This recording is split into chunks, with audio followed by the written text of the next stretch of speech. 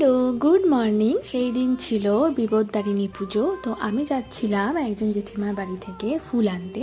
তো সকালবেলা বেরিয়ে পড়েছে। সকালবেলার ওয়েদারটা না এরম রৌদ্র ছিল, একদম রৌদ্র করজ্জ্বল আবহাওয়া যাকে বলে। আর এখানে জেঠিমা দেখছিল কতগুলো হচ্ছে। তো যাই হোক, তারপর বাড়ি চলে এসেছি। এরপর মা সবটা রেডি করছিল আর আমি বসে বসে দেখছিলাম, মানে 13টা করে সব কিছু ফুল ফল সমস্তটা। তারপর আমরা মন্দিরেও চলে এসেছি, কিন্তু আমি তো কোনো ক্লিপ নিতে পারিনি কারণ প্রচণ্ড বৃষ্টি হচ্ছিল।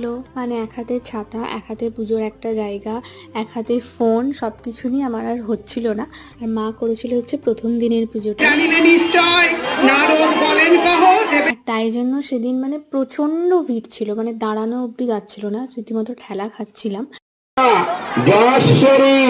ভিড়টা খালি শুধু দেখো একবার। মামারা তখনই ট্রেন থেকে নেমেছিল, তাই জন্য আমাকে বাড়ি চলে আসতে হয়েছিল। পরে মা পুজো কমপ্লিট করে বাড়ি আসে, তারপর আমরা সকলে মিলে প্রসাদ খেয়ে নিই। তো চলো